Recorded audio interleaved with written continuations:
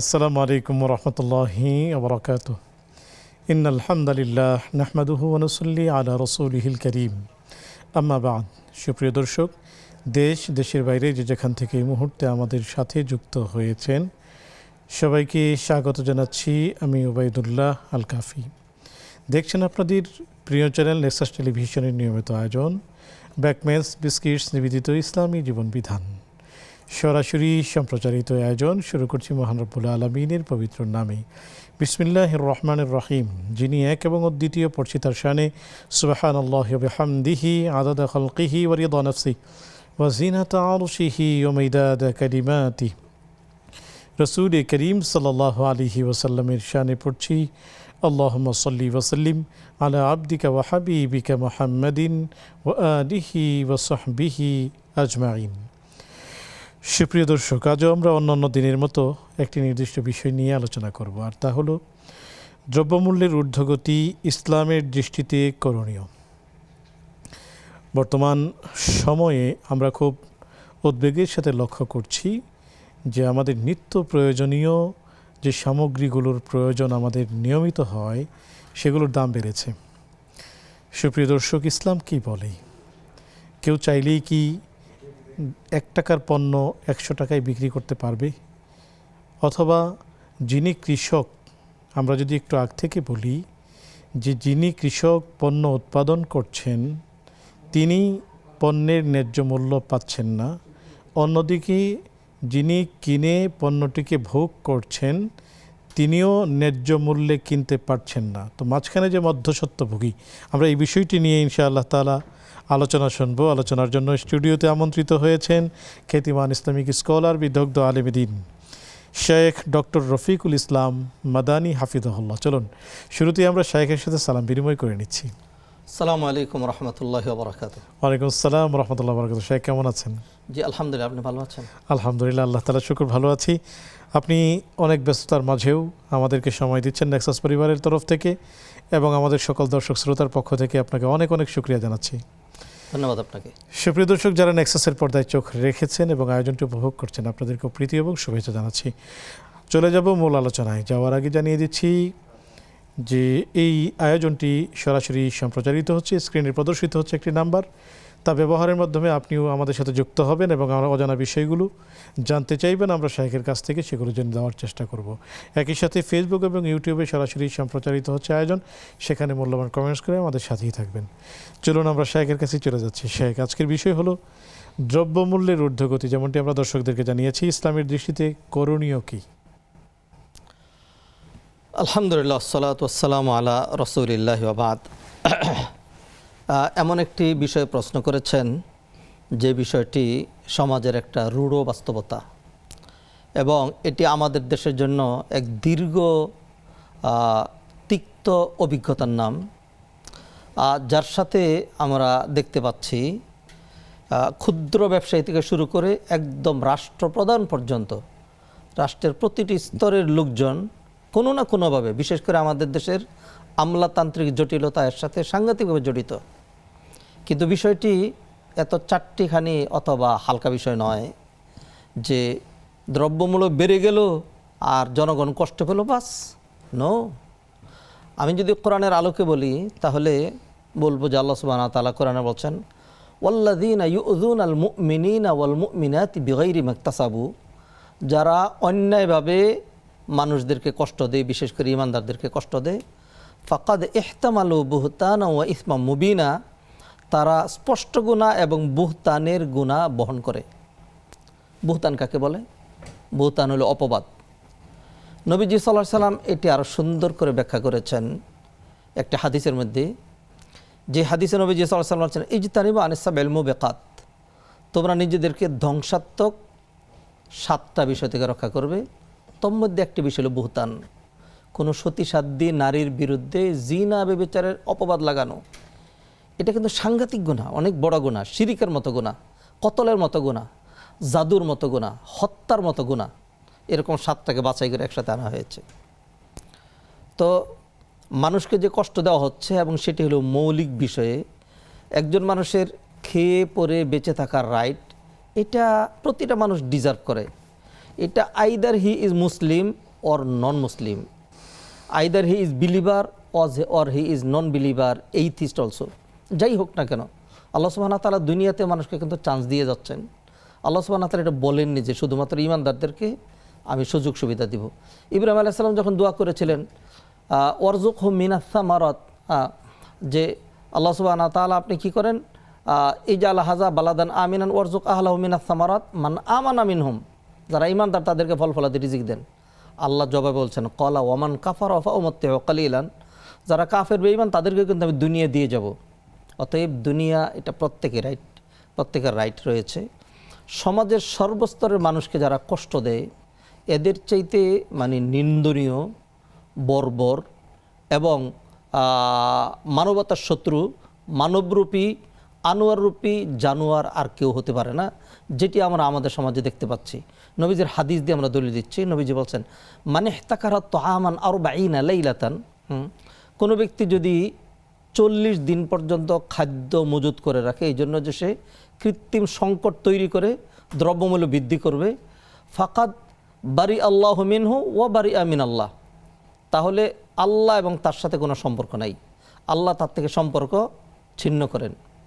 অতএব দ্রব্যমূল্যের ঊর্ধ্বগতি যেটি, একটি হলো স্বাভাবিক ঊর্ধ্বগতি, কালের আবর্তনে অথবা পণ্যের সংকটে অথবা কোনো জিনিসের অপ্রতুলতায় অথবা যখন সিজন থাকে না। যেমন কিছুদিন আগেও আম 50 টাকা, 60 টাকা, 70 টাকা কেজি ছিল, এখন 180, 200 টাকা কেজিতে আম পাওয়া যায় না, বরং ভালোটা পাওয়া যায় না। তো এটা তো একটা স্বাভাবিক মানে সিজন। কিন্তু যেটি কৃত্রিম তৈরি করে করা হয় অথবা শুধুমাত্র সিন্ডিকেটের কারণে আমাদের দেশে বিষয়গুলো এবং স্পষ্ট, এবং আমি মনে করি এবং আশা করব যে এই বিষয়গুলো যারা নিয়ন্ত্রক তাদের হাতে যাওয়া উচিত।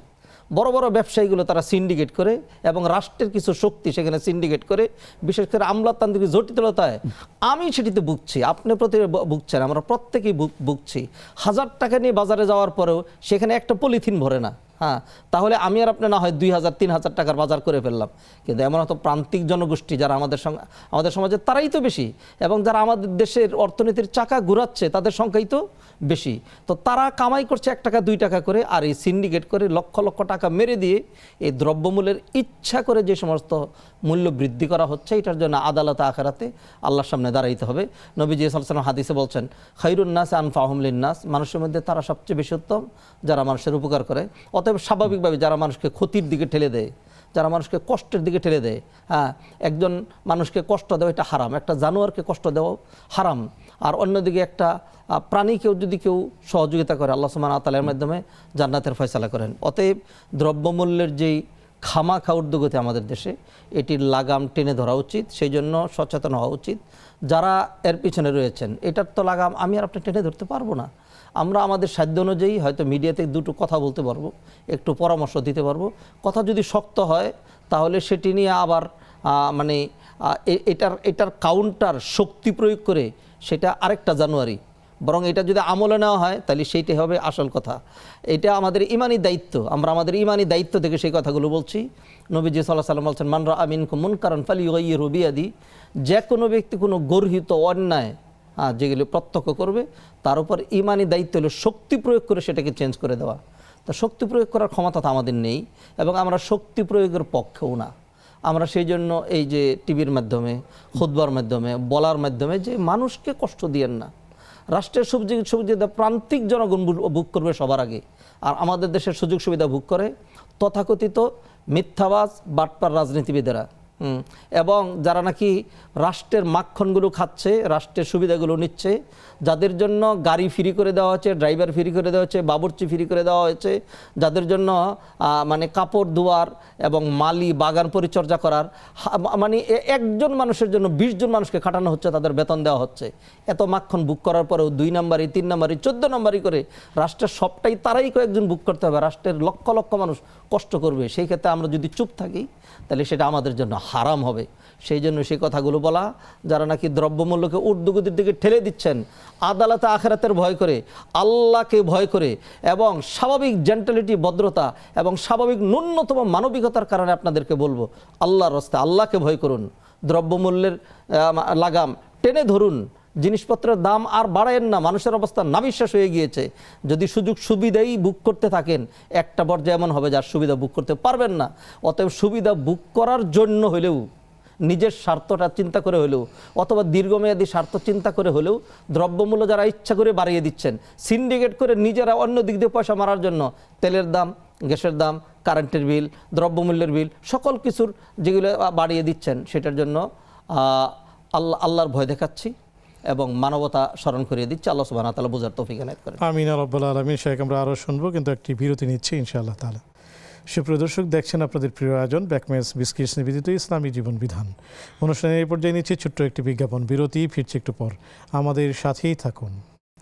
আসসালামু আলাইকুম ওয়া রাহমাতুল্লাহি ওয়া বারাকাতুহু। সুপ্রিয় দর্শক, বিরতির পর সাদর আমন্ত্রণ জানাচ্ছি আপনাদের প্রিয় আয়োজন ব্যাকমেস বিস্কিটস নিবেদিত ইসলামী জীবন বিধানে। আলোচনা করছেন শেখ রফিকুল ইসলাম মাদানী হাফিজাহুল্লাহ, সাথে আছে আমি ওবায়দুল্লাহ আল কাফি। আলোচনা চলছে দ্রব্যমূল্যের ঊর্ধ্বগতি এবং ইসলামের দৃষ্টিতে করণীয়। আমরা আলোচনায় যাব, তবে তার আগে আমরা দর্শকদেরকে নিয়ে নিচ্ছি। জি, আসসালামু আলাইকুম। জি, স্বাগতম, প্রশ্নটি করুন। স্যার, আমার তিনটা প্রশ্ন ছিল। আমি একজন ব্যবসাদার, আমি মহাজন থেকে কিছু বাকিও নিয়ে আসছি, আমারও বাকি চলে গেছে।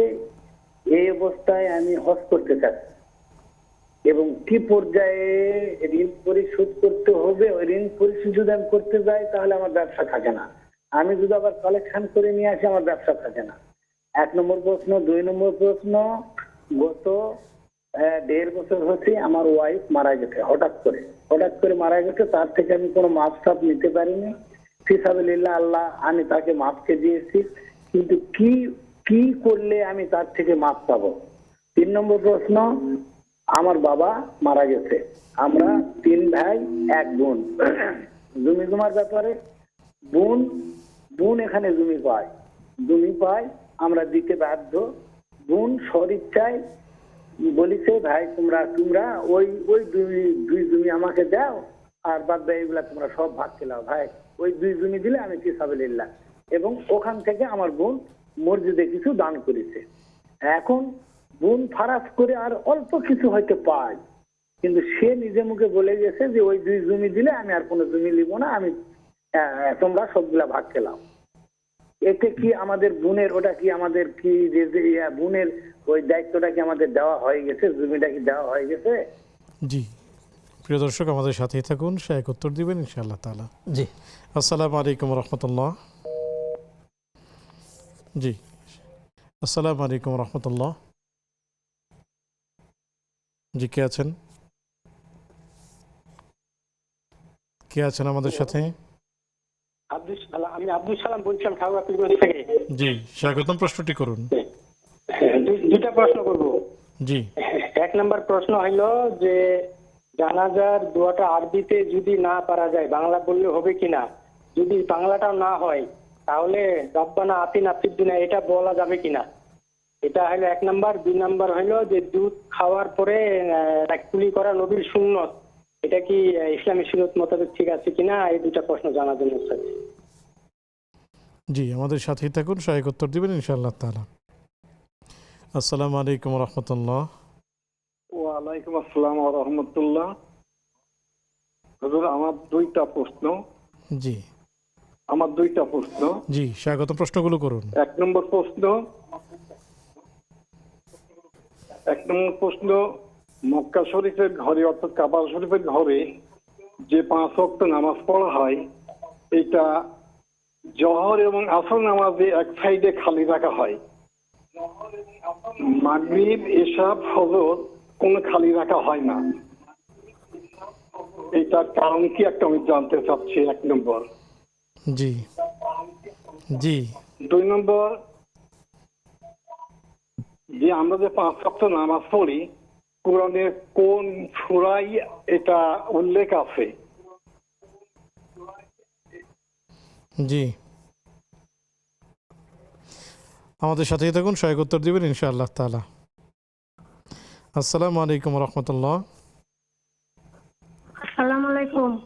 ওয়ালাইকুম আসসালাম ওয়া রাহমাতুল্লাহি ওয়া আমার বারাকাতুহু। আমার দুইটা প্রশ্ন। জি, স্বাগতম, প্রশ্নগুলো করুন। জি, স্বাগতম, প্রশ্নগুলো করুন।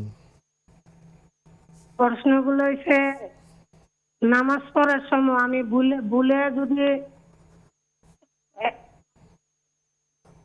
একবার আত্মাই এত করে সালাম ফিরালাম, যদি ভুলে আবার আবার পড়ি, যে ভুলে গেলাম, যে মনে রইলো না, আবার আত্মাই এত করে যদি সালাম ফিরে, এতে কোনো সমস্যা আছে? এটা হচ্ছে এক। জি, আর 2 নম্বর প্রশ্ন হচ্ছে লা ইলাহা ইল্লাল্লাহু মালিকুল হাক্কুল মুমিন, এটা ফজর নামাজের পরে 100 বার পড়লে এটা কি ফজিলত পাওয়া যায়? জি, আমাদের সাথেই থাকুন, সহায়ক উত্তর দিবেন ইনশাআল্লাহ তাআলা।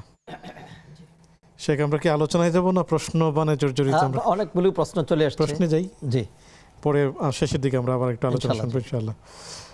একজন ব্যবসায়ী ঋণগ্রস্ত, যদি উনি ঋণের টাকা দেন, ব্যবসা থাকে না, আসলে ঋণ পরিশোধের জন্য ওনাকে কি পরামর্শ দিবেন? হজের কথা বলেছেন। ঋণ পরিশোধ করলে জি। উনি মূলত ওনার ব্যবসা থাকে না। আচ্ছা, জি, যারা ব্যবসা করেন তাদের যে ঋণটা, এটা শৌখিন ঋণ, অথবা যদি ক্ষুদ্র ব্যবসায়ী হন তাহলে সেই জন্য তার ক্ষেত্রে প্রয়োজনীয় ঋণ। আমাদের দেশের যত বড় বড় ইন্ডাস্ট্রিয়ালিস্ট, পুঁজিপতি, শিল্পপতি, বড় লোক যাদেরকে বোঝায় তারা আছে, তার প্রত্যেকেই ঋণগ্রস্ত। এমনও বড় বড় লোকজন আছেন যারা 1000 কোটি টাকার মালিক, যদি পুরো ঋণ পরিশোধ করেন ফকির হয়ে যাবেন একদম। ব্যবসা করে যাচ্ছেন, যদি নিয়ত ভালো থাকে, তার এটা নিয়ত থাকে ব্যবসা করছি, লাভ করব, ধীরে ধীরে দিব, তাহলে তিনি এটা চালিয়ে যাবেন। আর যদি এমন হয় যে তিনি মনে করছেন যে ব্যবসা করলে এটা চালিয়ে গেলে ঋণের পরিধি ধীরে ধীরে বাড়বে, অথবা নিয়ত হলে ঋণ দেব না। যেমন সত্য কথা অনেকে বলেন, আমরা বলে ফেলি, বড় বড় ব্যবসায়ী যারা ব্যাংক থেকে 1000 কোটি টাকা ঋণ নেয়, তাদের টার্গেটই হলে ঋণ কোনো দিন দেবে না, এই জন্যই তারা খেলাফি। এবং সেটা না দেওয়ার জন্য তাদের বিভিন্ন কৌশল আছে। হয়তো গার্মেন্টস আগুন লাগিয়ে দিবে, 2-3 জনকে মেরে ফেলবে, অথবা কিছু পুরায় ফেলবে, এরপরে বলবে যে আমি লস খেয়েছি, দিবে না এটা না দেওয়ার জন্য। এরকম যদি হয় তাহলে তার উচিত এইখানে স্টপ করে দেওয়া, পাপ যেন আর না বাড়ে। আর যিনি তার পরিবার নির্বাহের জন্য কিছু ঋণ করছেন, কিছু দিচ্ছেন, সবতে যারা ব্যবসা করে কিছু ঋণ থাকে, আমার কাছেও কিছু পাবে মানুষ, আমিও কারো কাছে কিছু পাবো, এইভাবেই তো মানুষ ব্যবসা করে, তাহলে তিনি চালিয়ে যাবেন। যদি ধীরে ধীরে এটা পরিশোধ করা যায়, ঋণটা কমানো যায়, এটা তিনি চেষ্টা করবেন। ঋণ যেন বেশি না বাড়ান। একজন মানুষ যদি এমনভাবে ঋণ রেখে মারা যায় যে তার ঋণ পরিশোধের ব্যবস্থা নাই, তাহলে এটা খুবই নিন্দনীয়। বরং ইসলামের শুরুর দিকে নবীজি সাল্লাল্লাহু আলাইহি ওয়াসাল্লাম এরকম লোকের জানাজাও পড়তেন না। হ্যাঁ, সেজন্য ঋণ কমানোর চেষ্টা করতে হবে। আর যাদের এমন ঋণ আছে না, দেওয়ার আছে, লাভও হচ্ছে, ব্যবসা করছেন, আসছে, দিচ্ছে, আবার যাচ্ছে, এরকম তিনি এটা করতে পারেন। আর এমন ঋণও যদি থাকে, এই ঋণের মধ্যেই তিনি হজও করতে পারবেন। দুনিয়া সবই করতে পারছেন, কেন হজ করতে পারবেন না? হজ করবেন। তবে যদি এইটা হয় যে ঋণ করে হজে যাচ্ছেন, তার ঋণ দেওয়ার মতো সাধ্য নেই, এবিলিটি নেই, অথবা সম্ভাবনা নাই, কিন্তু তিনি হজ করার জন্য ঋণ করে যাচ্ছেন, হ্যাঁ, তাহলে তার হজ করার দরকার না, তিনি আগে ঋণগুলো পরিশোধ করবেন। অতএব এই ভাই তার অবস্থা ভালো জানেন। যদি এইভাবে ব্যবসা চালিয়ে গেলে ধীরে ধীরে তার নেগেটিভ কমে পজিটিভ বাড়ে, তাহলে ব্যবসা করবেন। আর যদি দেখা যায় না এইভাবে গেলে তার নেগেটিভই বাড়ছে, পজিটিভ কমছে, তাহলে তিনি বাদ দিয়ে গায়ে খেটে চাকরি করে অন্য কাজ করবেন। কোন দোয়া করবে কিনা ঋণ আল্লাহ পরিশোধের? সুবহানাহু ওয়া তাআলা যে ঋণ পরিশোধের জন্য দোয়া আছে, তিনি দোয়া করবেন আল্লাহুম্মা কফিনা বিহালালিকা আন হারামিক ওয়া আগনিনা বিফাদলিকা আম্মান সিওয়াক আল্লাহুম্মা ইখতি আন্নি দুয়ুন। এই ধরনের দোয়াগুলো তিনি করতে পারেন। জাযাকুমুল্লাহু খাইরান। ওয়াইফ মারা গিয়েছে, তিনি মাপ চাইতে পারেননি, এখন ওয়াইফের কাছ থেকে মাপ পাওয়ার জন্য তিনি কি করতে পারেন? আমি প্রথমে একটা সুসংবাদ দিচ্ছি, যেটি হলো উনি যেহেতু বলছেন যে আমি আমার ওয়াইফকে মাফ করে দিয়েছি, মানে উনি আমার ওয়াইফের উপর সন্তুষ্ট আছেন। নবীজি হাদিসে বলছেন আইয়ুমা ইমরাতিন মাতাত ওয়া যাওজুহা আনহা রাদিন দাখালাতিল জান্নাহ। যে কোনো ব্যক্তি, যে কোনো মহিলা এমত অবস্থা মারা গেল যে তার স্বামী তার প্রতি খুশি, তাহলে ওই মহিলা জান্নাতে চলে গেল। দোয়া করছে আল্লাহ যেন ওনার স্ত্রীকে জান্নাত দিয়ে দেন। আমিন। আর একজন স্বামীর এই ফিলিংস যে আমার স্ত্রী থেকে আমার মাপ নিতে হবে, এটা একটা বড় ধরনের ভালো গুণ মানুষের। প্রতিটা মানুষ থেকেই ক্ষমা নেওয়া উচিত। নবীজি সাল্লাল্লাহু আলাইহি ওয়াসাল্লাম সাহাবায়ে কেরামের কাছে ক্ষমা চাইতেন, অথচ তিনি তো ক্ষমা চাওয়ান না, তার কাছেই তো সাহাবায়ে কেরাম ঋণী। হ্যাঁ, তো এই যে ওনার একটা ফিলিংস, এইটাই বড় ধরনের বিষয়। যদি ওনার ওয়াইফের তার কাছে ঋণ থেকে থাকে, যেমন মোহরানা আদায় করেন নাই, তাহলে এখন সেটা তিনি আদায় করে দেবেন, ঋণ হিসাবে ঋণ পরিশোধ করবেন। তো সেইখানে মোহরের একটা ওয়াইফের যে ঋণ, সেখান থেকে তিনি নিজেও একটা অংশ পাবেন। যদি সন্তান থাকে তাহলে তিনি পাবেন, 1/4, আর যদি সন্তান না থাকে তাহলে তিনি পাবেন পুরো অর্ধেক। হ্যাঁ, অতএব এই ঋণটা পরিশোধ করবেন, আর না হয় তার স্ত্রীর জন্য তিনি বেশি বেশি দোয়া করতে থাকবেন। ক্ষমার চাওয়ার দরকার নাই। হ্যাঁ, এই যে তার ফিলিংস, বোঝা গেছে তার স্ত্রীর প্রতি তার ভালো আন্ডারস্ট্যান্ডিং ছিল, এই জন্যই তার সেই ফিলিংস। তো আল্লাহর কাছে ক্ষমা চাবেন তার স্ত্রীর জন্য, তাহলে আল্লাহ সুবহানাহু ওয়া তাআলা যদি কোনো পাওনা থাকে আল্লাহ পরিশোধ করে দেবেন ইনশাআল্লাহ। জাযাকুমুল্লাহু খায়রান। বাবা মারা গিয়েছে, বোন বলেছিলেন একটি নির্দিষ্ট জায়গা যে আমাকে দিলে আর দেয়া লাগবে না। এই যে মিরাজ বন্টনের পদ্ধতি, প্রথম প্রশ্ন হলো এটি সহি কিনা। জি। এখন উনি জানিয়েছেন এরপরেও উনি শরিয়া দৃষ্টিকোণ থেকে কিছু পাওনা আছেন, জি। তো এই বিষয়টি যদি বলতেন। প্রথমে এই ভাইকে ধন্যবাদ জানাচ্ছি তাদের এই ফিলিংসের জন্য, যে বোনের অংশ রয়েছে এটা তারা দিতে চান। তাদের বোন একটা ছোট্ট জিনিস অথবা আংশিক দাবি করেছে আমাকে এটা দিলেই হবে, এর বাকিটা লাগবে না। তো এরপরেও কিছু অংশ থেকে যায়। বোন যেহেতু স্বেচ্ছায় এটা ছেড়ে দিয়েছে, কোনো বোন যদি স্বেচ্ছায় চাপ প্রয়োগ ছাড়া পুরোটাই ছেড়ে দিতে পারে, আমাদের সমাজে যেটি করা হয় সেটা হলো যে মিরাজ নিয়ে যাবি তো চিরদিনের জন্য যাবে, আর কোনো সম্পর্ক রাখবে না। আমাদের সাথে যদি সম্পর্ক রাখতে চাস, হ্যাঁ, তাহলে আমাদের নামে লিখে দে, সেটা টোটাল হারাম হবে। হ্যাঁ, বোন যদি নিজের থেকে স্বেচ্ছায় তার ভাইকে দিয়ে দেয়, আমার সম্পদ পুরোটাই আমি একজনকে দিয়ে দিতে পারি, জায়েজ আছে, অসুবিধা নাই। অতএব বোন যেটুকুন নিয়েছে, বাকি যেটুকুন বোন ছেড়ে দিয়েছে, এটা তারা 3 ভাই মিলে ভাগ করে নিয়ে নেবেন। জাযাকুমুল্লাহু খায়রান। আমাদের কাছে আরও অনেক প্রশ্ন। জানা যায় যে দোয়া পড়া হয়, সেটি কি বাংলায় পড়া যাবে কিনা, অথবা বাংলাও যদি না জানে তাহলে রব্বানা আতিনা ফিদ দুনিয়া এটি পড়া যাবে? জানাজার 4টা পার্ট। একটা হলো নিয়ত, নিয়তের তো কোনো বাংলাও নেই আরবিও নেই, মনে মনে নিয়ত করবে আল্লাহু আকবার। এরপর 3টা জিনিস থাকলো, একটা হলো আল্লাহর প্রশংসা, তো সেই ক্ষেত্রে সুবহানাকাল্লাহুম্মা বিহামদিকা, এটা আমাদের সমাজে পড়া হয়। সূরা ফাতিহা নিশ্চয়ই উনি জানেন, তা সূরা ফাতিহা পড়তে পারেন, তাইলে 2টা পার্ট হয়ে গেল। 3 নাম্বার দুরূদ শরীফ, এটা যদি জানেন তাহলে সেটা বললেন। মানুষের জন্য যেটা কঠিন হয়ে দাঁড়ালো লাস্টের দোয়াটা, আল্লাহুম্মা গফির লি হাইয়িনা ওয়া মাইয়িতিনা, এটা যদি না জানেন তাহলে ধীরে ধীরে শেখার চেষ্টা করবেন। যতদিন না জানবেন ততদিন পর্যন্ত আল্লাহুম্মা গফির লাহু, আল্লাহুম্মা গফির লাহু আরবিতে এইটুকুন বলতে পারেন। এইটাও যদি না পারেন তাহলে এটাতে তিনি বাংলায় দোয়া করবেন যে আল্লাহ তুমি মাইয়াতকে মাফ করে দাও, আল্লাহ তাকে তুমি জান্নাতবাসী করো, আল্লাহ তার প্রতি তুমি খুশি হও, তাকে তুমি রহমতের কোলে উঠায় নাও, তার কবরটাকে আলোকিত করে দাও, তার জীবনের গুণাগুলো তুমি মাফ করে দাও। এইভাবে বাংলায় দোয়া করবেন, ইনশাআল্লাহ সালাত হয়ে যাবে। আর এইটাই কন্টিনিউ করবেন না, এর পাশাপাশি তিনি শেখার চেষ্টা করবেন। জাযাকুমুল্লাহু খায়রান। আমাদের কাছে আরও অনেক প্রশ্ন, আবার দর্শক অপেক্ষা করছেন। আসসালামু আলাইকুম ওয়া রাহমাতুল্লাহ। আসসালামু আলাইকুম রাহমাতুল্লাহ। ওয়ালাইকুম আসসালাম, স্বাগতম। টেলিভিশনের ভলিউমটি কমিয়ে তারপর প্রশ্ন করুন। জি।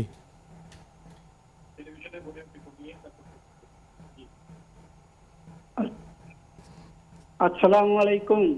ওয়ালাইকুম আসসালাম। আমার আপনি টেলিভিশনের ভলিউমটি কমিয়ে দ্রুত প্রশ্ন করবেন, আমাদের আরও অনেক দর্শক অপেক্ষমান। আসসালামু আলাইকুম ওয়া রাহমাতুল্লাহ।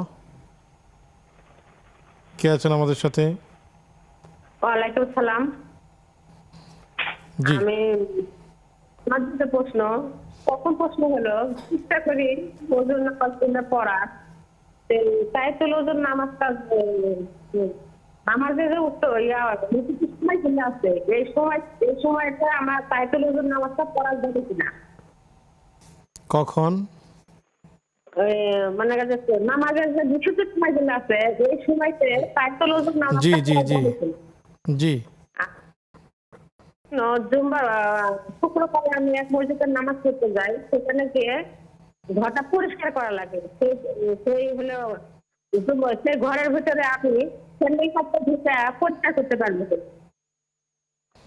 জি, আমাদের সাথেই থাকুন, শায়েখ উত্তর দিবেন ইনশাআল্লাহ। আসসালামু আলাইকুম ওয়া রাহমাতুল্লাহ। জি, কে আছেন? ওয়ালাইকুম আসসালাম। জি, প্রশ্ন করুন। আমি মিরপুর থেকে বলছি। জি, স্বাগতম। যে আমার একটা ছেলে আছে, 11 বছর বয়স। জি। সে আমার পালিত ছেলে। এখন তার জন্য কি আমার যাকাত, তার লেখাপড়ার জন্য এবং অন্যান্য প্রয়োজনে আমার যাকাতের টাকা কি খরচ করতে পারবো? জি, আরো কোনো প্রশ্ন? জি, আমাদের সাথেই থাকুন, সহায়ক উত্তর দিবেন ইনশাআল্লাহ তাআলা। সুপ্রিয় দর্শক, দেখছেন আপনাদের প্রিয় আয়োজন ব্যাকম্যাচ বিস্কিটস নিবেদিত ইসলামী জীবন বিধান। সময় হলো একটি বিরতিতে যাবার, ফিরছি একটু পর, আমাদের সাথেই থাকুন। আসসালামু আলাইকুম ওয়া রাহমাতুল্লাহি ওয়া বারাকাতুহু। সুপ্রিয় দর্শক, বিরতির পর সাদর আমন্ত্রণ জানাচ্ছি আপনাদের প্রিয় আয়োজন ব্যাকম্যাচ বিস্কিটস নিবেদিত ইসলামী জীবন বিধানে। আলোচনা করছেন শেখ ডক্টর রফিকুল ইসলাম মাদানী হাফিজাহুল্লাহ, সাথে আছে আমি ওবাইদুল্লাহ আল কাফি। আলোচনা চলছিল দ্রব্যমূল্যের ঊর্ধ্বগতি, ইসলামী দৃষ্টিকোণ। সেই সাথে আমরা অনেকগুলো প্রশ্ন পেয়েছি, আমরা প্রশ্নের উত্তর জানতে শেখের কাছে চলে যাচ্ছি। শেখ, দুধ খাওয়ার পর মুখ ধুয়ে নিতে হয়, এটি সুন্নাহ হিসেবে জানেন, এই বিষয়ে জানতে চেয়েছেন। আর দেখুন, দুধ খাওয়ার পরে দুধের একটা লাসা অথবা একটা পিছলাটে ভাব, চর্বি ভাব এটা মুখের মধ্যে থাকে। অতএব দুধ খেলে কেউ যদি এরপর আর সলাতে না দাঁড়ান, অন্য না করেন, তাহলে সে না দিলেও চলবে। এটা মূলত মুস্তাহাবের বিষয়। আর যদি সলাতে দাঁড়ান, তাহলে দুধ নয়, শুধুমাত্র যে কোনো জিনিস খাওয়ার পরে যদি সেটা সে মনে করে যে তার সলাতে ডিস্টার্ব হবে, বারবার মানে তার ডুক গিলতে হবে অথবা অন্য সমস্যা, চর্বি লেগে আছে, তাহলে তার জন্য সেটি ভালো করে ধুয়ে ফেলা এটা সুন্নাহ অথবা মুস্তাহাব। সেই জন্য নবীজি সাল্লাল্লাহু আলাইহি ওয়াসাল্লাম আরেকটা হাদিসে বলছেন, তাওয়াদ্দাউ মিম্মা মাসাতিন নার, হ্যাঁ, আগুন দিয়ে যেটা পাকানো হয় সেটা কেউ যদি খায়, উটের গোশতের কথা বলা হয়েছে, তাহলে সে যেন মুখ ধুয়ে নেয়, অর্থাৎ কুলি করা আর কি। তো অতএব যদি কেউ মনে করে যে এতে তার সলাতের মধ্যে ব্যাঘাত ঘটবে অথবা মুখের মধ্যে চর্বি ইত্যাকার বিষয়গুলো লেগে থাকবে, তাহলে তার জন্য সেটা ধুয়ে নেওয়া উত্তম। জাযাকুমুল্লাহু খাইরান। কাবা খুবই চমৎকার একটি প্রশ্ন করেছেন যে কাবা শরীফে নামাজ পড়তে গিয়ে উনি দেখেছেন জোহর আসরে এক পাশ খালি থাকে আর অন্য সময় সব ভরপুর থাকে, তো উনি জানতে চেয়েছেন কারণ কি। দেখুন, কাবাতে ইমাম সাহেব একদিকে দাঁড়ান আর মুসল্লিরা বাকি তিন দিকে। ইমাম সাহেব যেই দিকে দাঁড়াবেন সেই সাইডে ইমামের আগে কেউ যেতে পারবে না, অন্য দিক দিয়ে একদম কাবার কাছাকাছি চলে আসতে পারবে। তো জোহর এবং আসরে যেহেতু রৌদ্র থাকে, সেই জন্য ইমাম সাহেব চত্বরে না দাঁড়িয়ে ওই যে কাবা ঘরের চতুর্দিক দিয়ে যে হারাম শরীফ যেটাকে বলা হয়, এর নিচে ছায়ের নিচে দাঁড়ান, সেখানে দাঁড়িয়ে নামাজ পড়েন। ফলে এটা সাধারণত দক্ষিণ পাশে হয়। তো যদি দক্ষিণ পাশে ইমাম সাহেব দাঁড়ান, তাহলে ইমাম সাহেব যেই পাশে দাঁড়িয়েছেন সেখান থেকে শুরু করে কাবা ঘর পর্যন্ত এইটুকুন খালি রাখা হয়। মানে এর সামনে যদি মুসল্লিরা দাঁড়ায়, তাহলে তারা ইমামের আগে চলে গেল, যেন অন্য দিক ফিল আপ থাকে। আর জোহর আসর ছাড়া ফজর মাগরিব এশায় তো সূর্য থাকে না, বিদায় ইমাম সাহেব চত্বরে এসে দাঁড়ান। তাই সেই জন্য দেখা যায় যে ইমাম সাহেব যেদিকে দাঁড়িয়েছেন এর পিছন থেকে মুসল্লিরা আছেন, এইটাই কারণ, অন্য কোনো কারণ নেই। শুকরিয়া, জাযাকুমুল্লাহ। জানতে চেয়েছেন যে 5 ওয়াক্ত নামাজে উনি আসলে একটি দোয়ার কথা জানতে চেয়েছিলেন, আপনার মনে আছে কিনা?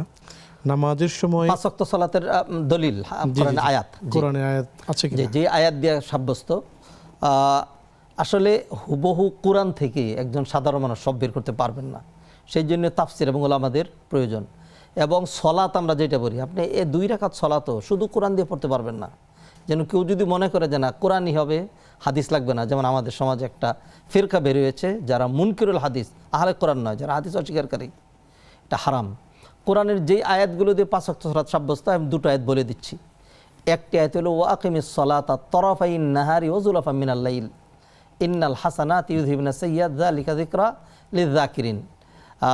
তুমি সলাৎ কায়েম করবে দিবসের 2 প্রান্তে এবং রাতের এক অংশে। এই আয়াত দিয়ে 3 ওয়াক্ত সালাত। আর আরেক আয়াত আল্লাহ বলছেন আকিমিস সালাতা লিদুলুকিশ শামসি ইলা গাসাকিল লাইলি ওয়া কুরআনাল ফাজর। হ্যাঁ, এই আয়াত দিয়ে বাকি আরও 3 ওয়াক্ত, একটা ওয়াক্ত এখানে মুশতারাক, মানে ওই আয়াত দিয়ে একই ওয়াক্ত আবার এটা দিয়ে। ফলে এই 2টা আয়াতকে যদি একসাথে করা হয়, তাহলে ফজর জোহর আসর মাগরিব এশা এই 2টা আয়াত দিয়ে সাব্যস্ত হয়ে যায়। জাযাকুমুল্লাহু খাইরান। বর্তমান সময়ে যেই ফিতনা দেখা দিয়েছে হাদিস অস্বীকারের, এটি আসলে যে এমনটি মনে করবে হাদিসকে অস্বীকার করে, সে কি মুসলিম থাকবে? অবশ্যই না, কারণ হাদিস অস্বীকার করা মানে হলো কোরআন অস্বীকার করা। কারণ আল্লাহ সুবহানাহু ওয়া তাআলা কোরআনে বলছেন ওয়া আতিউল্লাহ ওয়া আতিউর রাসূল, এই আল্লাযীনা আমানু আতিউল্লাহ ওয়া আতিউর রাসূল ওয়াল রাসূলের মা আতাকুমুর রাসূলু ফাখুযু। নবী তোমাদের জন্য জানিয়ে এসেছেন, যা দিয়েছেন সেটা তোমাদেরকে আঁকড়ে ধরতে হবে। তো নবী আমাদেরকে হাদিস দিয়েছেন, কেউ যদি হাদিস না মানে তাহলে কোরআনের আয়াত মানা হলো না। কোরআনের একটা আয়াতের বিধান যদি কেউ না মানে, বাকি পুরো কোরআনটা মানে, তাইলেও সে কাফের। জাযাকুমুল্লাহু খাইরান। নামাজে আত্তাহিয়াতু এর পরে সালাম ফিরিয়েছেন, মনে নেই আত্তাহিয়াতু পড়েছেন কিনা, আবার আত্তাহিয়াতু পড়ে এরপর সালাম ফিরে নামাজে কোনো সমস্যা হবে কিনা? সলাতের মধ্যে তাশাহুদ পড়া যে এটা হলো ওয়াজিব, এরপরে দুরুদ পড়া হলো সুন্নাহ, এরপরে দোয়া মাসুরা যেটা পড়া হয় সেটা হলো মুস্তাহাব। অতএব কোনো ব্যক্তি যদি ইচ্ছা করেই তাশাহুদ পরে সালাম ফিরিয়ে দেন তবু তার সলাৎ পারফেক্ট। সুন্নাহ এবং মুস্তাহাব ছুটে যাওয়ার কারণে সমস্যা নেই। আর কেউ যদি মনে করেন যে না আমি পড়তে চেয়েছি কিন্তু ভুলে সালাম ফিরিয়েছি, যেমনটি বোন বলেছেন, তিনি আবার ওপরে দুরুদ পরে সালাম ফিরালেন, ইনশাআল্লাহ কোনো অসুবিধা নেই। জাযাকুমুল্লাহ। লা ইলাহা ইল্লাল্লাহুল মালিকুল হাক্কুল মুবিন ফজরের পরে 100 বার ফজিলত জানতে চেয়েছিলেন। জি, আমাদের সমাজে মানুষ এমন কিছু জিনিসের ফজিলত জানতে চান যার অথেন্টিসিটি নাই, দলিল নাই। কোনো কিতাবে হয়তো, বিশেষ করে মাকসুদুল মুমিনিন এই ধরনের বইয়ে হাদিস জানতে চান না। নবীজি সাল্লাল্লাহু আলাইহি সাল্লাম প্রতিটা ফরজ নামাজের পরে 33 বার সুবহানাল্লাহ, 33 বার আলহামদুলিল্লাহ, 33 বার আল্লাহু আকবার, 100 ফিল আপ করার জন্য লা ইলাহা ইল্লাল্লাহ ওয়াহদাহু লা শারীকা লাহু এই দোয়াটা পড়তে বলেছেন। এবং দুটো হাদিস দিয়ে নবীজি দুটো ফজিলতের কথা বলেছেন। একটি হলো গফিরাত লাহু খাতায়াহু ওয়ালাউ কানা মিসলা জাবাদিল বাহর, তার গুনাহ যদি সমুদ্রের ফেনার চেয়েও বেশি তবু মাফ করে দেওয়া হবে। আরেকটা হাদিসে বলা হচ্ছে এই আমলের কারণে তাকে হজ উমরার সওয়াব দেওয়া হবে। এই আমলগুলো আমরা করি না। আয়াতুল কুরসি পড়লে 5 ওয়াক্ত ফরজ নামাজের পরে মারা যাওয়ার পরে ডাইরেক্ট জান্নাতে যাবে, এই আমলগুলো আমরা করি না। এরপরে সুবহানাল্লাহ ওয়া বিহামদি ফজর পরে 100 বারের কথা আছে, এগুলোর আলাদা ফজিলত রয়েছে। সকালবেলা সাইয়্যিদুল ইস্তিগফার, বিকালবেলা সাইয়্যিদুল ইস্তিগফার কেউ যদি পড়ে তাহলে ওই দিনে বা রাতে যদি সে মারা যায় তাহলে সে জান্নাতে যাবে। এইগুলো আমরা জানতে চাই না। লা ইলাহা ইল্লাল্লাহুল মালিকুল হাক্কুল মুবিন, অথবা কোনো উস্তাদ ছাত্রদেরকে অথবা কেউ সালাম ফিরানোর পরে দেখবেন হঠাৎ করে মাথায় হাত দিয়ে এরকম কি পড়ে, তোমার কি সর্বনাশ হয়ে গেলো নামাজ পড়ার পরে যে তুমি মাথায় হাত দিয়েছ? নবীজি জীবনে কোনো দিন সালাম ফিরাইয়া একটিবার ফর এ সিঙ্গল মোমেন্ট মাথায় হাত দেননি, সাহাবায়ে কেরাম দেননি। এগুলো কোন কিতাব থেকে তারা নিয়ে এসে এইগুলিকে প্রাধান্য দিই? এগুলো আমল সাব্যস্ত নয়। সেই জন্য আমি বলছি লা ইলাহা ইল্লাল্লাহুল মালিকুল হাক্কুল মুবিন অর্থ খুব ভালো, সুন্দর দোয়া। আপনি এটা যে কোনো সময় পড়েন, ফজর পরেও পড়তে পারেন, অন্য সময় পড়তে পারেন। আর যেহেতু তাসবিহ করছেন, জিকির করছেন, সেটার জন্য আলাদা একটা সওয়াব আছে। কিন্তু যেটার জন্য সহিহ হাদিস দ্বারা নির্দিষ্ট কোনো সওয়াব সাব্যস্ত নাই, সেটা 100 বার পড়লে কী সওয়াব হবে আরেকটা যদি জিজ্ঞাসা করেন, সেটা আমাদের পক্ষে বলা সম্ভব নয়। সেই জন্য আপনাকে সহিহ আমলের দিক নির্দেশনা দিলাম। তবে যেহেতু এটা একটা জিকির, হ্যাঁ আপনি জিকির করলে তো সওয়াব পাবেনই। একটা সওয়াবের কথা বলে দিচ্ছি, সেটা আল্লাহ সুবহানাহু ওয়া তাআলা কোরআনে বলেছেন ফাযকুরুনি আযকুরকুম, তোমরা আমাকে স্মরণ করলে আমি তোমাদেরকে স্মরণ করব। আরেকটা হাদিসে কুদসিতে আল্লাহ সুবহানাহু ওয়া তাআলা বলেন আনা ইনদা যান্নি আবদি বি, বান্দা আমার ব্যাপারে যেমন ধারণা করবে ও আমাকে ওরকম পাবে। বান্দা যদি আমার স্মরণ করে একাকী, তাহলে আমিও তার স্মরণ একাকী করব। বান্দা যদি কিছু মানুষকে নিয়ে আমার আলোচনা করে, তাহলে আমি এর চাইতে বড়, এর চাইতে বেটার আরেকটা মাজমা জমে আকাশে তার কথা আলোচনা করব। অতএব আল্লাহর জিকির আজকার এটা দিয়া অন্যটা দিয়া সুবহানাল্লাহ, আলহামদুলিল্লাহ, লা ইলাহা ইল্লাল্লাহ, আল্লাহু আকবার, লা ইলাহা ইল্লাল্লাহ ওয়াহদাহু লা শারীকা লাহু, অথবা একদম উত্তম জিকির আমি আপনাকে বলে দিচ্ছি বোন, সেটা হলো আপনি বেশি বেশি কোরআন তেলাওয়াত করবেন।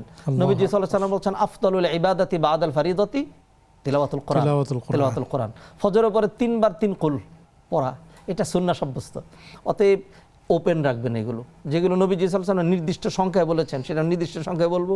এটা ছাড়া কোনো আলেমের বক্তব্যের কারণে অথবা আমরা ব্যক্তিকেও বলার কারণে যে এটা এতবার এইগুলিকে যেন আমরা বাজারজাত না করি।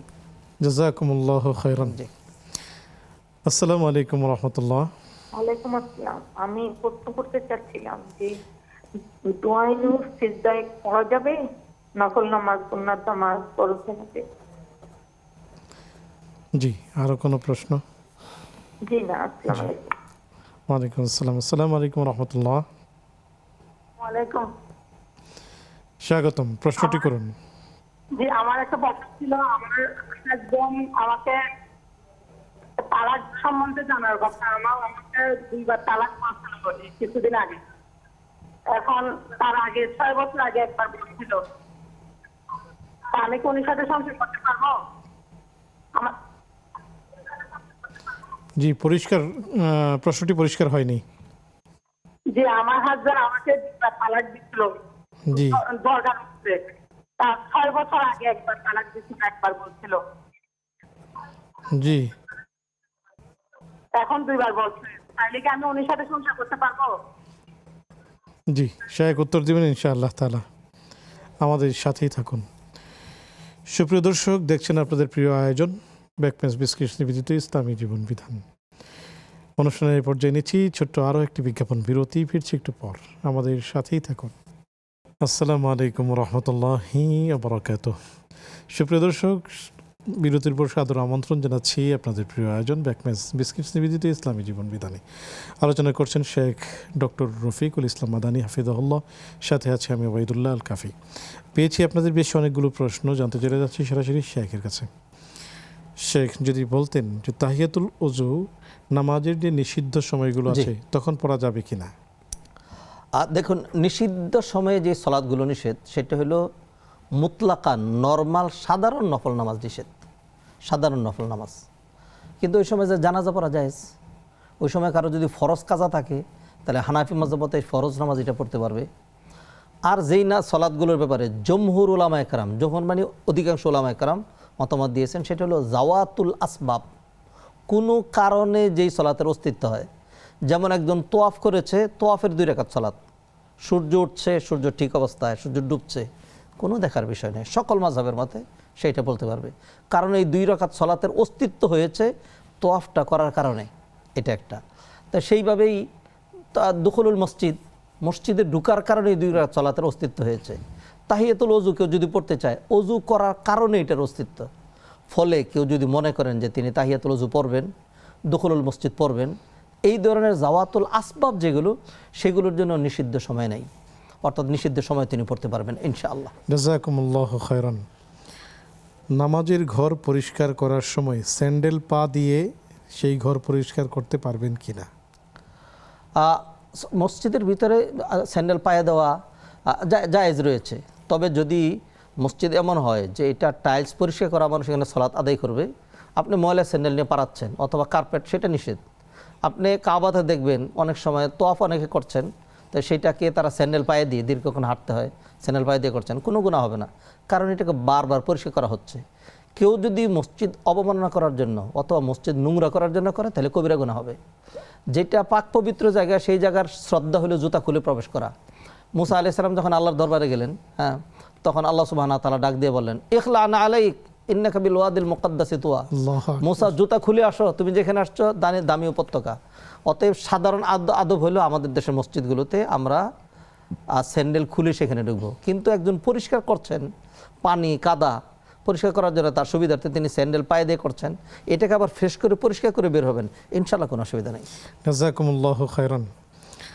11 বছর ছেলের বয়স, ছেলে হলো পালক সন্তান, নিজের যাকাতের অর্থ তার পিছনে ব্যয় করা যাবে কিনা?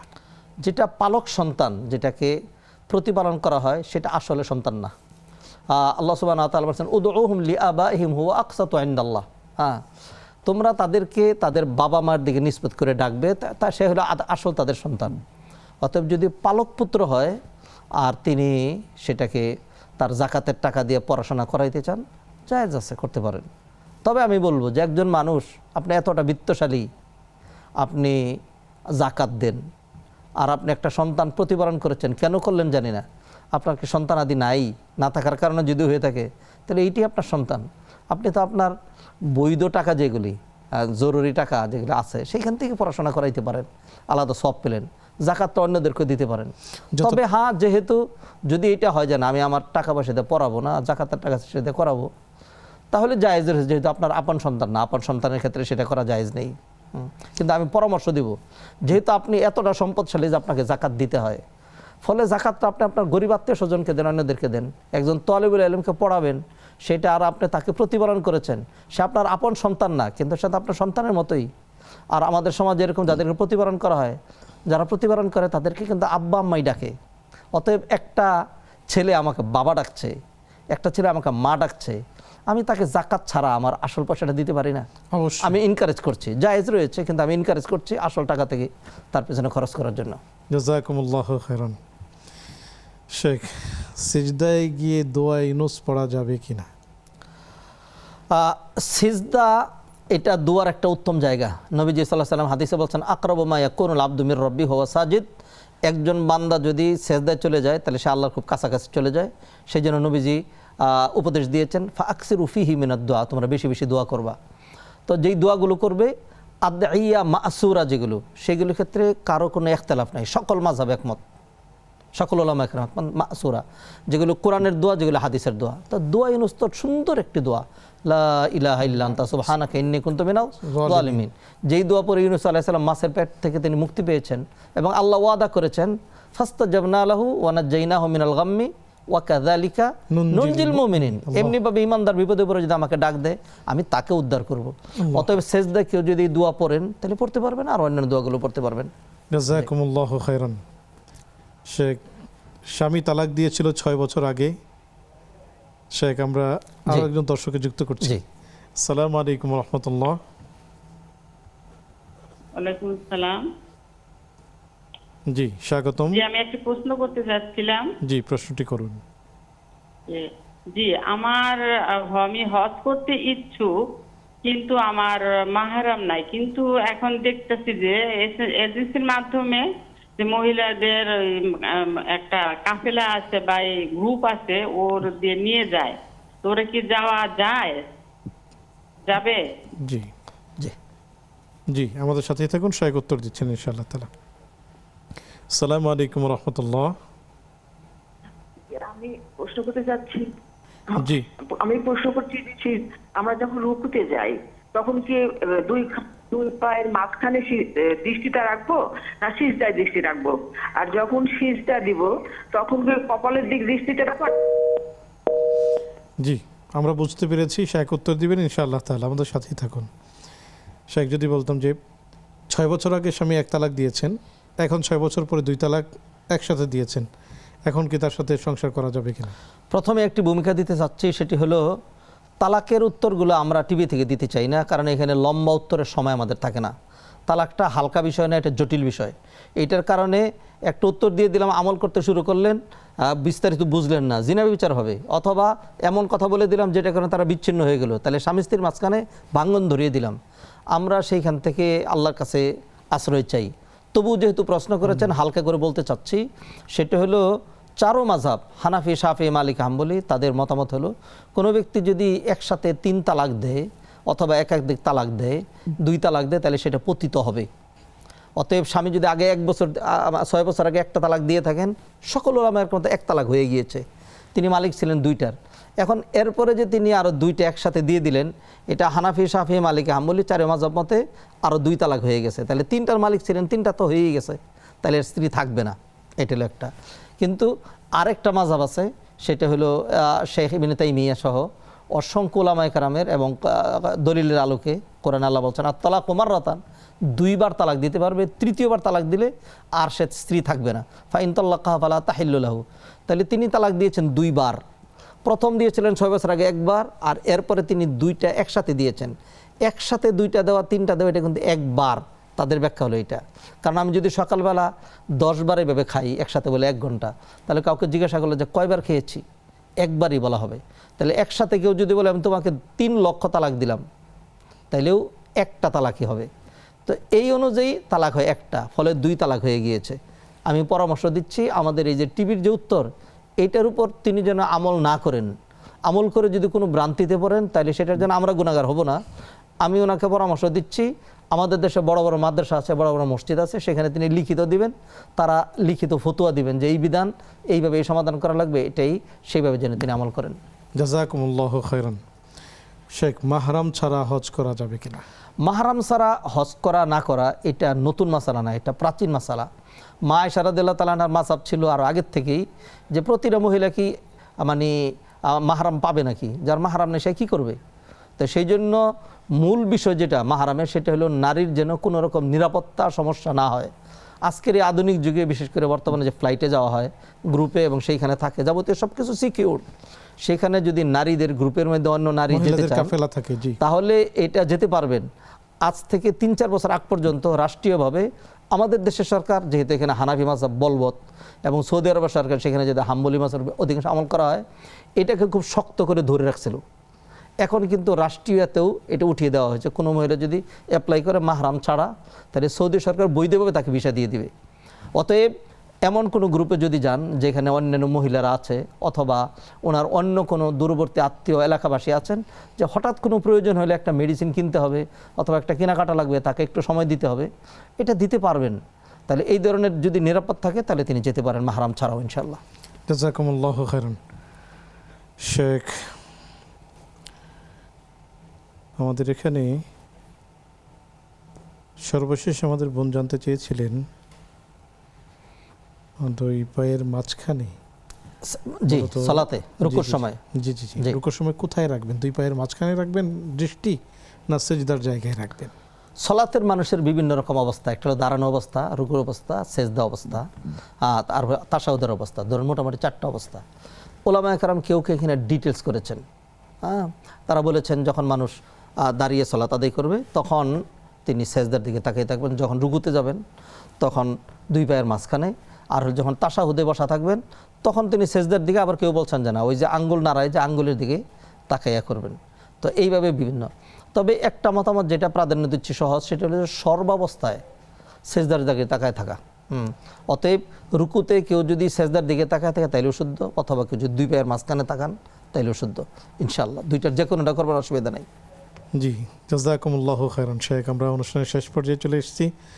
আমাদের এই যে বিষয়টি নিয়ে আজকে আমরা আলোচনা করলাম দ্রব্যমূল্য ঊর্ধ্বগতি ইসলামী দৃষ্টিকোণ থেকে, সর্বশেষ আমাদের দেশের মুসলমান ভাইদের উদ্দেশ্যে যদি একটু নসিহত করতেন। এক ব্যক্তি নবীজি সাল্লাল্লাহু আলাইহি ওয়াসাল্লামের কাছে আসলো, একাধিক ব্যক্তি এসে বলল, ইয়া রাসূলুল্লাহ সাইর, ও আল্লাহ রাসূল আপনি বাজারের মূল্য নির্ধারণ করে দেন। নবীজি সাল্লাল্লাহু আলাইহি ওয়াসাল্লাম বলেন যে মূল্য বৃদ্ধি কমতি এটা সবটাই আল্লাহর দায়িত্ব। স্বাভাবিক কারণে মূল্য কোনোটার বাড়ে কোনোটা কমে, আল্লাহ ফলন দেন বেশি মূল্য কমে যায়, আল্লাহ ফলন দেন কম মূল্য বেড়ে যায়। তা আমি চাই না যে আমি এমত অবস্থায় মারা যাব যে মানুষের মাজলামা, মানুষের হক আমার উপর থেকে যাবে, অর্থাৎ আমি বাড়িয়ে দিয়ে যে একজনকে ঠকিয়ে দিলাম, অথবা আরেকজনকে মানে ক্ষতিগ্রস্ত করলাম, এটার কোনো দায় দায়িত্ব আমি নিতে চাই না। অতএব বিষয়টা খুব সহজ না। তো সেই জন্য আমাদের দেশে মূল্য যে কোনো যেভাবে বাড়ে, ধরুন ট্রাক দিয়ে মালামাল আসছে, তাকে 10 জায়গা চাঁদা দিতে হয়, সেখানে পুলিশ ভাইয়েরা সহ আছেন, চাঁদা দিতে হয়, সেখানে রাজনৈতিক দলের লোকজন আছেন, সেখানে চাঁদা দেওয়া ছাড়া, ফলে ওই লোকের বেশি খরচ হচ্ছে, বেড়ে যাচ্ছে। তো সেই জন্য আমি যেটি বলতে চাই সেটা হলো, দেখুন আল্লাহর রাস্তে নিজের আখিরাত নষ্ট করবেন না, মানুষকে কষ্ট দিবেন না। কোনো মানুষের যদি সেবা করে এর চেয়ে ভালো আর কোনো কাজ নেই। আল্লাহ সুবহানাহু ওয়া তাআলা কোরআনে বলছেন, কুনতুম খায়রা উম্মাতিন উখরিজাত লিন-নাস, you are the best nation been created for the benefit of human being. তোমরা শ্রেষ্ঠ জাতি, মানুষের কল্যাণের জন্য তোমাদেরকে সৃষ্টি করা হয়েছে। অতএব আমি যদি মানুষের অকল্যাণ করি তাইলে নিকৃষ্ট হয়ে যাব না? সেই জন্য আসুন আমরা দেশবাসীর কল্যাণে, আমাদের রাষ্ট্রের কল্যাণে, আমাদের সমাজ সোসাইটির কল্যাণে, মানবতার কল্যাণে নিজেকে ন্যস্ত করি। ব্যবসায়ী ভাইদের প্রতি অনুরোধ, সবার প্রতি অনুরোধ, নিজেরা যেন ইচ্ছা করে যেন দ্রব্যমূল্য বাড়িয়ে না দিই। অনেক অনেক শুকরিয়া শেখ, জাযাকুমুল্লাহু খাইরান। সুপ্রিয় দর্শক, এই ছিল আজকে আমাদের আয়োজন। আগামী পর্ব দেখার আমন্ত্রণ জানিয়ে আজকের মতো বিদায় নিচ্ছি। সে পর্যন্ত আল্লাহ রাব্বুল আলামিন শেখের এই কথাগুলো আমাদেরকে মানার তৌফিক দান করুন, সুস্থ রাখুন, ভালো রাখুন। আসসালামু আলাইকুম ওয়া রাহমাতুল্লাহি ওয়া বারাকাতুহু।